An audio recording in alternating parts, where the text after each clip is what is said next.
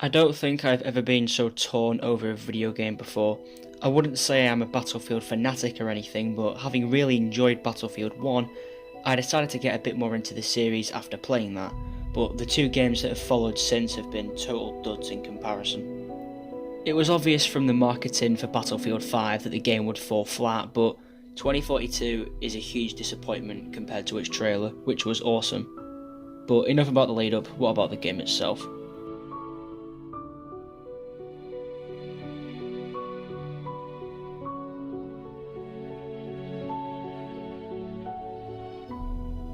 Let's start with the key component to any Battlefield game, the map design.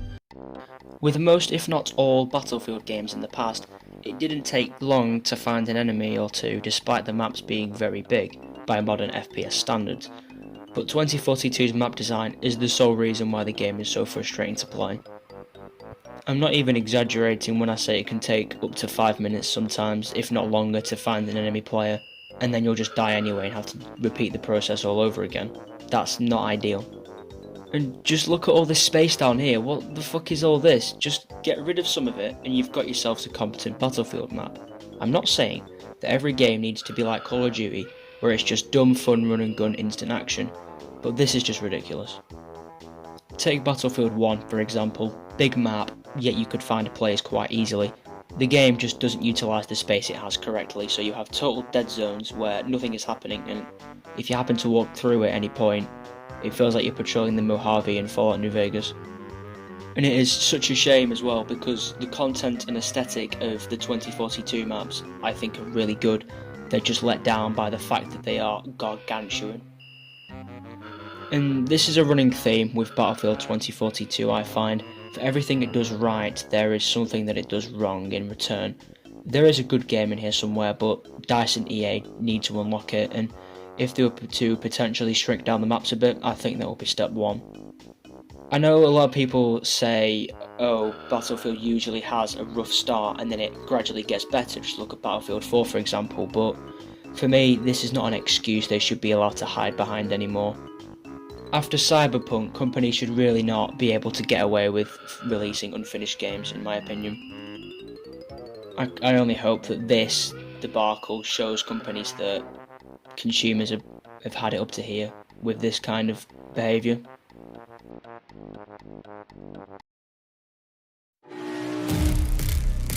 Now the next part I want to cover is missing features.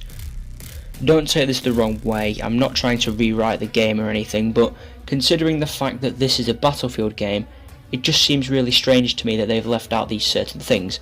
First up is the scoreboard, or lack of. This is absolutely beyond me. How can you leave out a scoreboard in a Battlefield game? One of the best parts of Battlefield is seeing how much of an impact you're making in these grand battles. Also, when you're playing with friends, it's good to compete with each other. You know, if you're near the top, you feel like this unbeatable badass. What sense does it make to leave out such a key component to the series? It's simple. It doesn't. Now you've got the whole no campaign thing. If you watch my previous videos, you can tell just how much having a story-based experience in a game matters to me. Now, Battlefield has never been known for having strong stories, apart from maybe Battlefield 1, where the war stories were downright incredible. But you have to at least try. They could have done something really unique with the setting and technology that they introduced, but they didn't even bother, and that's a big shame. Another hugely frustrating aspect to the game is the structures. Battlefield prides itself in having interactive environments, but to be honest, Call of Duty put more effort into that department this year than DICE and EA. It feels like only 30% of the buildings are actually destructible this year. Now, I bet most of you haven't even noticed this bomb, but there is no medic nearby indicator after you have been downed. This may not seem like a big part, but believe me it is. If you see there's a medic nearby after you've been hit, then that can mostly dictate whether you respawn or hold on for a bit longer. Sometimes that can make a fair difference. If a medic sees you down and charges to pick you up, but by the time he gets there you've killed yourself, he could potentially be in the open and could get gunned down as well, and then the process can just keep on repeating itself. There's also no persistent lobbies, and this seems to be a running theme with FPS games nowadays. Call of Duty have implemented it too. You can't stay in the same lobby after a game, you've just got to keep on matchmaking, and it really shouldn't bother me that much, but it does. There's no class system, no dog tags, no custom emblems, no leaderboards. There's no test range either. This is one that is sort of compensated with single player servers versus bots, but still just like, these are core elements that if you put in, then it makes the game infinitely better. There's also a distinct lack of guns in the game, even including all the portal guns. Battlefield 4 had more at launch, would you believe it? It's just, there's so many things that pile up, and it just kind of shows the big issues that this game had.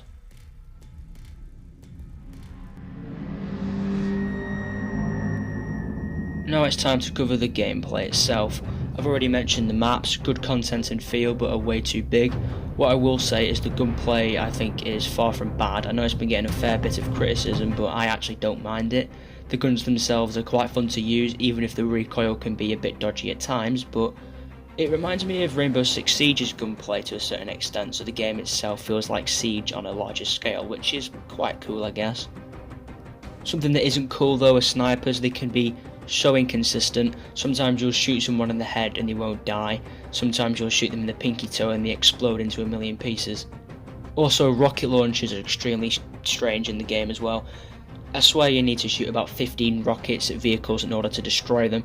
Speaking of, the vehicles themselves aren't too bad unless you're flying an air vehicle, and it's probably easier to fly one of them in real life than it is to do so in the actual game. But whilst I think the gunplay is half decent, the hit registration is not, and the weapon bloom is some of the worst I've ever seen in my entire life. They changed the simple class system to include operators, and it's such a confusing change that makes it so much more convoluted and confusing than it needs to be. Having operators on games like Call of Duty is fine, but for Battlefield it's a bad idea. Since there's so many players, you've just got tons of clones running around all looking and sounding the same. As well as this, having no classes means you can't tell what weapons and gadgets an enemy or teammate may have. In Battlefield 1, you see an enemy with a cape, you know they're a scout, and you should avoid engaging from a long distance. You see a big backpack on a German soldier, you know that they're a medic. But in this game, you have no idea, which takes away a big level of strategy. Also, do you remember how usually you've got a ton of different factions in Battlefield games? Well, EA and DICE clearly don't, because the lack of them in this game is laughable. Going back, yet again, to Battlefield 1, they went all out with factions, giving all 6 of them unique dialogues and voice lines, making them feel distinctive from one another.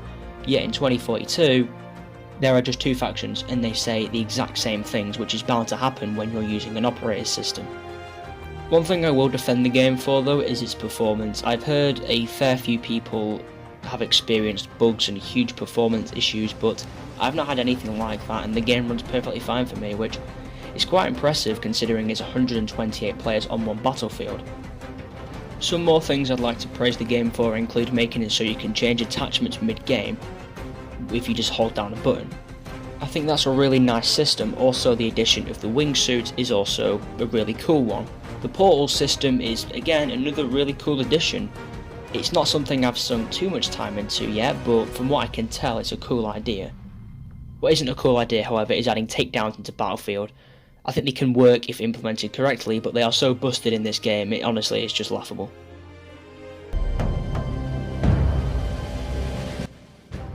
I am a medic main on Battlefield, I always have been, but this year it's an absolute nightmare. One time I tried to go over and revive a guy for the first time, and I actually ended up borderline teabagging him because I couldn't find the prompt to revive him. The menus are an absolute mess in this game. And I can only imagine how mad they were, or how mad I would be, if I was in their position. But bullying teammates aside, I need to summarise this game. At its core, it has the potential to be awesome, although it doesn't feel finished, nor does it even compare to the fantastic first trailer that they showed us. It's definitely not worth the day one price tag, but what game is these days? To rate it, 2.5 stars. There is a game in here somewhere, and it is a good one, but the execution of 2042 is a colossal step back for the franchise and its developers. As I've mentioned, it's not a bad game, far from it, but when Halo is free to play and is 10 times better anyway, why would you even bother? From what I can gather, 343 are the only FPS developers this year that really understood what its community wanted, because both Vanguard and 2042 fell flat. However, I will give 2042 credit because at least it tried something new. It's certainly not got Vanguard syndrome where it's happy being bland and uninspired, but it feels like they rushed to get this out and meet a deadline despite the obvious issues that it has. As mentioned before, I think the Portal system is something that has real potential and could genuinely be one of the best systems the game has to offer. I'm sure in a few months' time this game will be really good, but I'm sick of Battlefield games and any game in general launching in a state like this where companies feel that it's acceptable to ship out half-assed products at £60 every year. It's not on. After having my fill with the Master Chief Collection and Battlefield 4, I've had it up to here, is all I can say, as you can probably tell. You can also probably tell the other people having this same thing, because Battlefield 2042, by the way, is one of the worst reviewed games in the history of Steam. Now, I don't think the game deserves such negativity, but you can see why people have had enough of games being shipped in the state that they are. And like I say, it's not even just games in general anymore, it's with the Battlefield series, it's like a running theme. And it's clear that the Battlefield community have had enough. But like I said, in a few months I think it'll be a good game because they'll have fixed all the bad hitboxes, broken vehicles, shoddy performance issues, and it will be a great game, I guarantee you that, but I can only review it in the state it's in currently, unfortunately. If you agreed with what I had to say here, or even if you didn't, then feel free to drop a comment explaining your thoughts on the game, and if you want to see more videos like this one, then please consider subscribing, it really helps me out. And yeah, that's about all I've got to say. Speak to you soon.